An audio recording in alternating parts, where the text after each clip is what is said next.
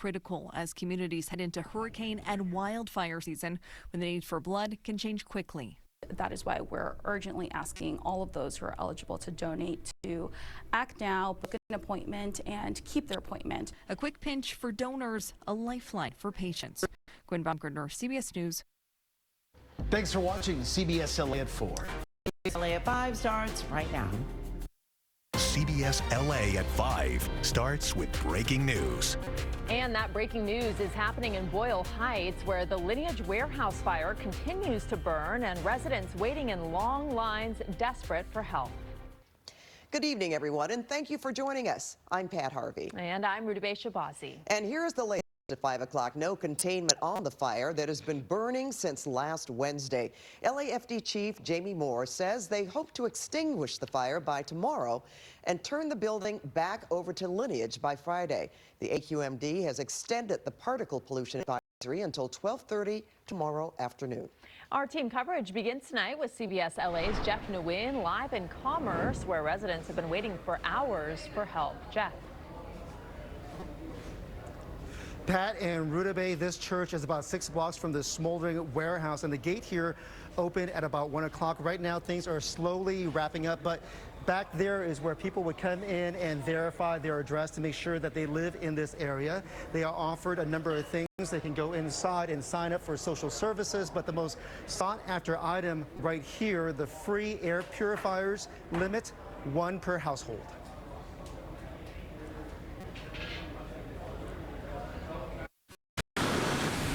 For the 7th day, fire crews continue to shoot water into the Lineage cold storage warehouse in Boyle Heights.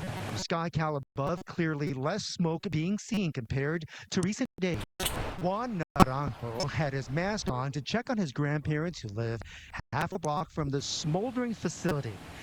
His home about 2 miles away. It's hurting our lungs. It's hurting, especially in my sister's room. She's getting a lot of that smoke. On Monday, his family waited in this line at Our Lady of Victory Church in Commerce for more than 2 hours to get a free air purifier. On Tuesday, Elizabeth Waracha Rodriguez got in this line 3 hours before the gates opened because she was afraid they would run out of purifiers. The smoke is still making our clothes smell like barbecue, and I'm having hard time breathing. Care community health medical staff offered screening and breathing treatments. We have a lot of people struggling with headaches. Most common symptoms here are irritation of eyes, ears, and throat. To begin with, I have I have an disease. Sophia Quinones says she went to several distribution centers on Monday, but they all ran out of air purifiers. She got one Tuesday. People don't have gas money. People don't have cars.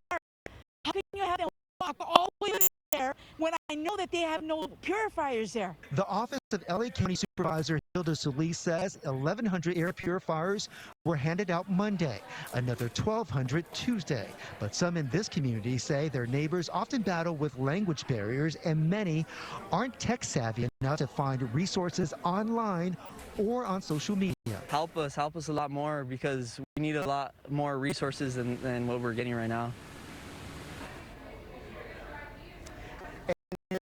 His health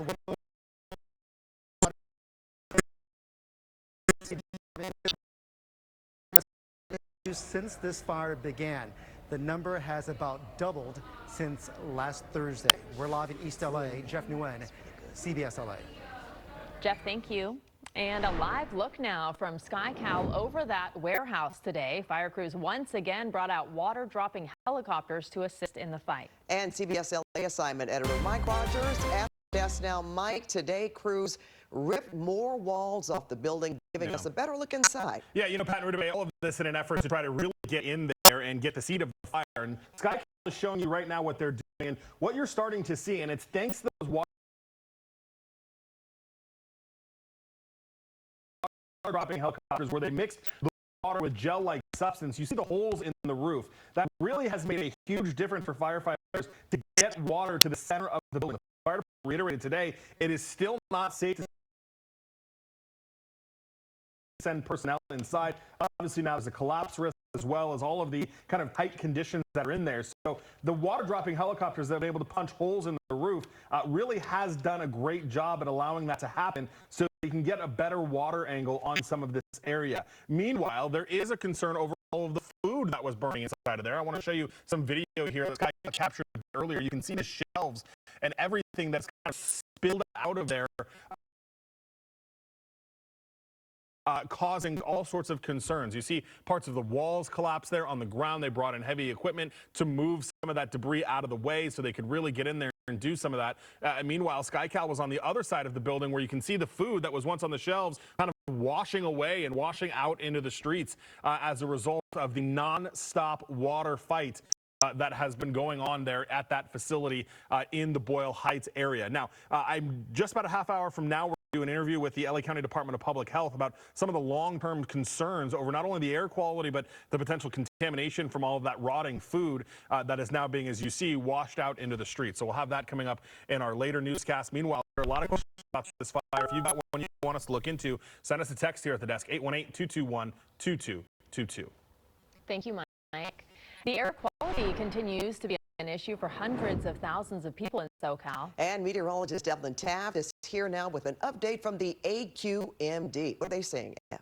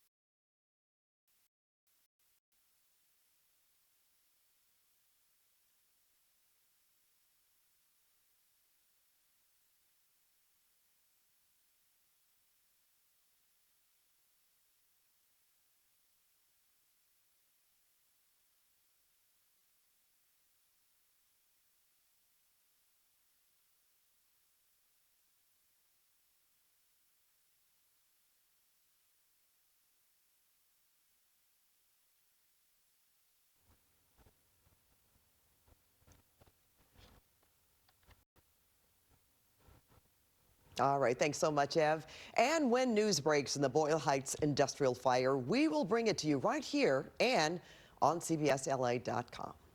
Just into the CBS LA newsroom, charges have been filed after an attack inside a Simi Valley Target store.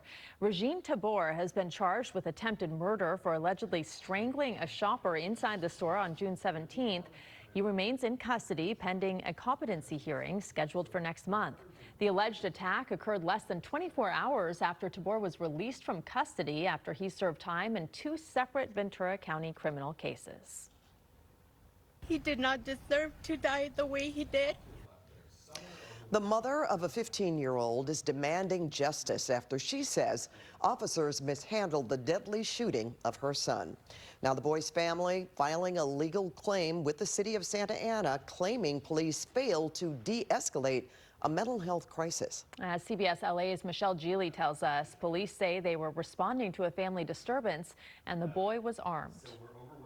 Justice for Jaden! The mother of a Santa Ana teen, along with her family and lawyers, accused the police of the reckless and unjustified shooting death of 15-year-old Jaden Michaka earlier this month. Maribel Michaka says her son was going through a mental health episode. A 911 call was made. She says she'd done this many times before, but this time, instead of a crisis team, it was police who came face to face with the teenager, who officers say was holding a knife. Michaka says there was no verbal warning that force was coming, and she watched her son die. I yelled to the cops, please do not shoot, please do not shoot. My son is having mental crisis. Do not shoot, tase him, but do not shoot. And I was standing next to him, and they didn't care. At a news conference in front of Santa Ana PD, the teen's mother held up her hand and said she'd also been hit by gunfire. Police deny that they had information about a mental health crisis. They say on June 14th, they were responding to a call about a teen under the influence of drugs and alcohol who'd stabbed his mother's boyfriend and was vandalizing their apartment. Our police then can still hear Jaden and his mother in a verbal altercation inside. Given the fact that Jaden had stabbed a victim with a knife and he was last seen armed with a knife, they attempt to open the door, but it was locked. The officers breach that door, encounter Jaden, and see that he's still armed with the knife.